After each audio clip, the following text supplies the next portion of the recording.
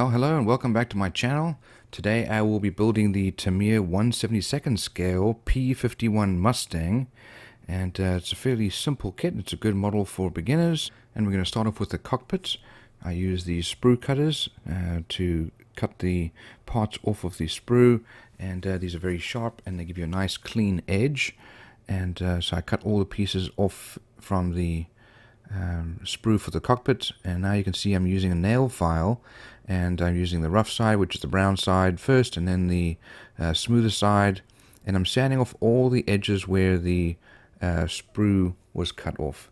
Now it's time to glue some of these pieces together, and I use the just regular medium thickness glue, which is the Revell Contactor Professional, though any medium thickness glue would do. But I do like this particular glue because it has a fine metal tip and I can put only small amounts of glue on. Now once it is dry, it is time to prime the model, and I use the Vallejo Gray Primer. Here are the wheels, and they had a bit of an edge there from the molds, and so I sanded those off, and now I'm cutting off the fuel tanks. So the fuel tanks, glue those together, and I use these clips to hold them together, and then it's time to prime them. Same thing with the inside of the cockpit. I prime them, and I did tape off and prime the wheel wells for underneath the wing. Now priming the wheels and also these fuel tanks, let them dry, and then do the other side. Now once that's dry, I mixed some cockpit green out of XF3 and 5 from Tamiya, and then sprayed the cockpit insides as well as the back of the wheel well, and let that dry. Now I'm doing the inside of the wheel well as well on the main gear. Also hand painted the foot pedals, which is right underneath the instrument panel, and that was done by hand, and then painted the instrument panel, and that's with the black. So this is just a flat black color, and really does paint very easily with just a regular brush. I'm also painting some of the insides here of the cockpit. The rear part of the cockpit was black, and so I did this all by hand, as well as some of the instruments and switches and boxes and so on the side of the cockpit. That's the right hand side, this is the left hand side, and so also just used a flat black paint. You can use the Tamiya or really any brand for flat black. Now behind the cockpit is this battery and radio and some equipment, communications and so on, so I painted that all by hand, also with the same flat black, and then some of the additional parts on the inside. The handle for the control column was also black, as well as parts of the seat. So I'm doing all this by hand, just because it's a lot easier than taping off something so small. Now for the instrument panel, they did recommend painting some gloss black to give a more shiny appearance for the instruments and dials, and then painting the control stick or control column with this olive drab.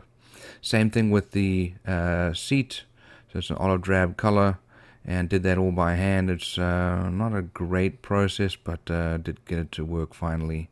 Silver is used for the underside of the back part underneath the radiator. This is really an aluminum silver that I'm using, as well as some of the dials and knobs inside of the cockpit, and also for the battery and radio parts behind the cockpit.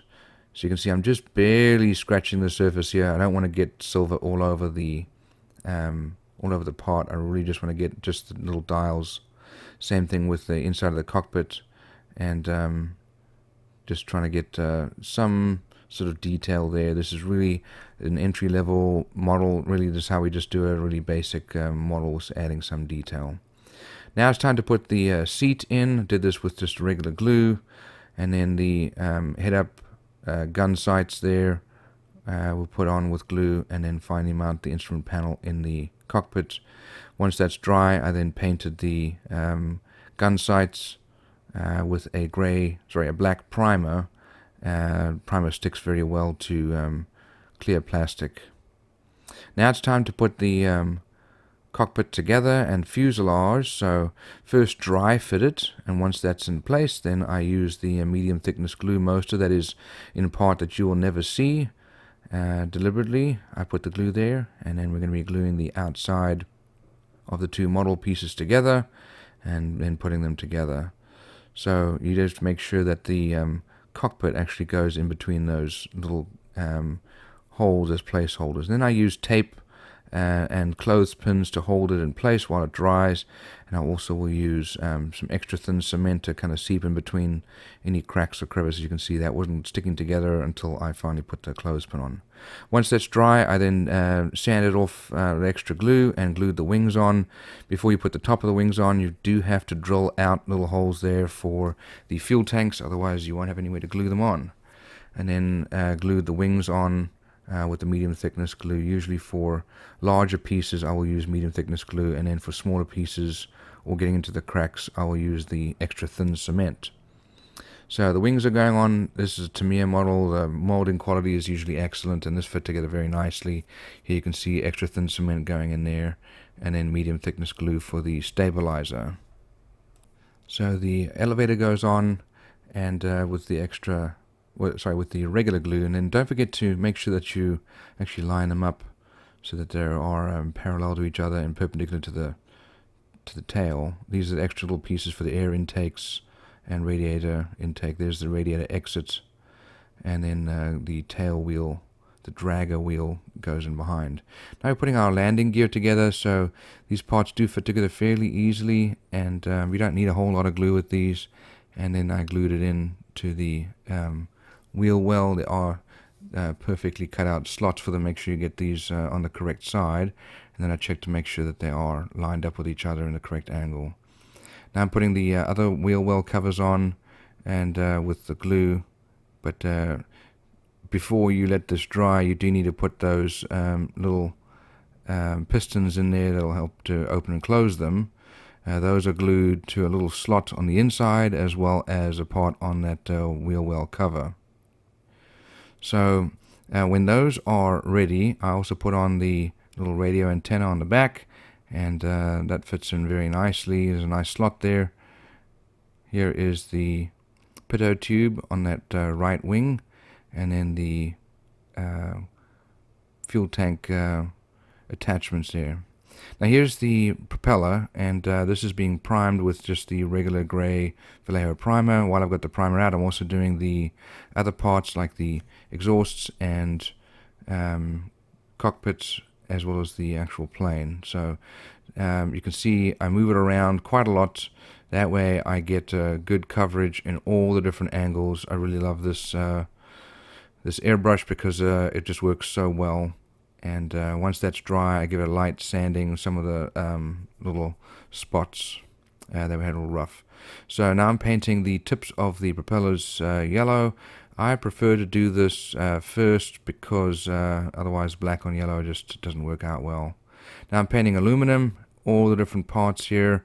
While I've got them, I'm painting them aluminum, including the plane. And it does come out very nicely when it's been spray painted. The airbrush just makes everything easy. It gives you a nice even coat and gets into all the little holes. So this is the underside of the model, and then I turn it over after a minute or so when it's dry enough, and then spray the top. As you can see, this is a little wheelbase from Tamiya, and it works very well. So gunmetal is used for the exhausts, and then black for the propeller. I've covered the yellow with some tape, and I do like to put them on little toothpicks so that you can spin things around. Now it's time to put the propeller together, and they've got that little plastic tip you put inside, and then glue the spinner on. That's the cover, and I did that with extra thin. Now I've masked off the silver part of this plane, and I'm spraying this blue as well as on the propeller spinner, and masking takes most of the time, but then you get a very nice finish. This is the wheel, and I'm using just the black rubber. And when that's all dry, take off the masking tape, and you get a very nice finish. But looks like there are a couple of spots that I missed that were covered with the masking tape, and so I did touch it up with some blue and then black for the propeller, just to be able to make sure that I covered up all those little holes. So now we're removing the masking tape from the main fuselage, and you can see that very nice edge there.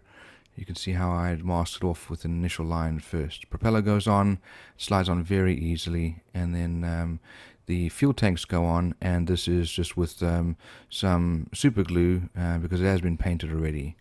I use regular glue. It will melt the plastic and the paint together, and it does take a little longer to dry, but it will work. Here I'm just touching up the wheels with some of the Tamiya rubber color and trying to run it against that edge. You can always touch it up again with the silver if you go over. Now once that's dry, I spray painted some gloss clear over the silver, and that was done top and bottom to kind of seal it in because I'd like to put the decals down. It is generally better to put the decals down over a gloss coat. So when I put the decals on, I do use micro set and then micro sol, and these two are to help set the decal, and then one is to soften it. So first the blue one goes on, it's microset, and then the microsol goes on afterwards once you've pushed it down.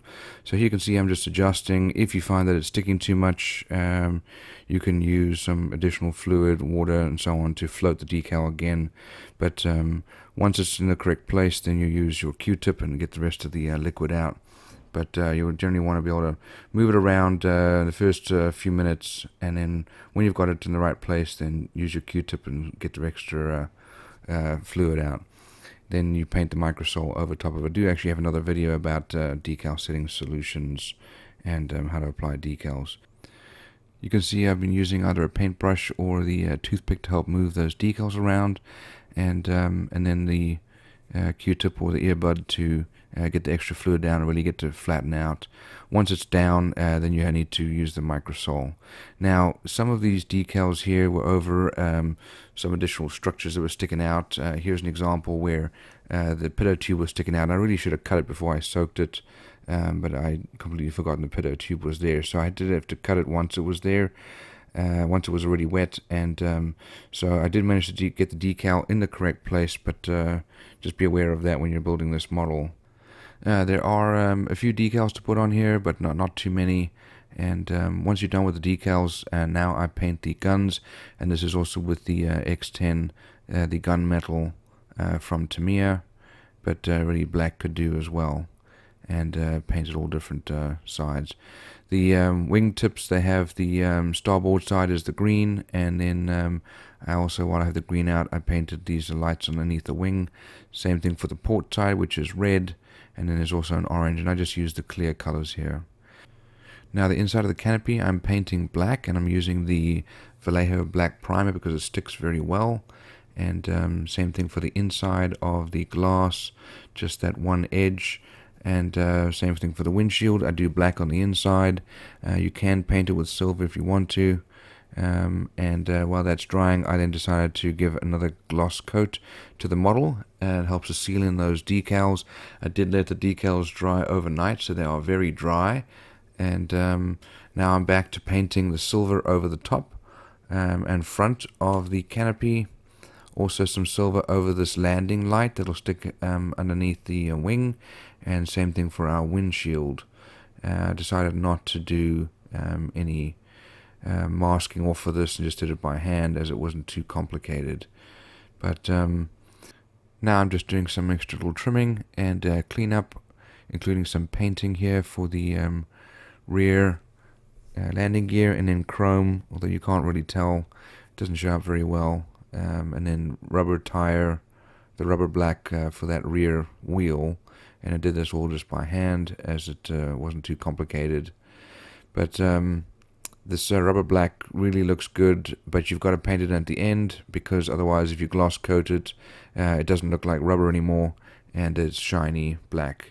Now it's time to remove this putty that was used as a mask, and underneath you can see the green for the wheel wells, and now it's time to glue the wheels on. I did scrape off some of the paint so that the glue would stick to the plastic, and it's fairly easy to put it on. Those are pretty flexible, but just make sure that you use 2 fingers to push it on, because otherwise you will snap that little landing gear. So the wheels are going on and glued on very nicely. I do make sure that they are lined up, and I let that dry usually for quite a while before I let it sit on those wheels, otherwise they'll be lopsided. I painted the front of that cockpit underneath the windshield with a matte black, so it's not too shiny, and now it's time to glue the canopy on.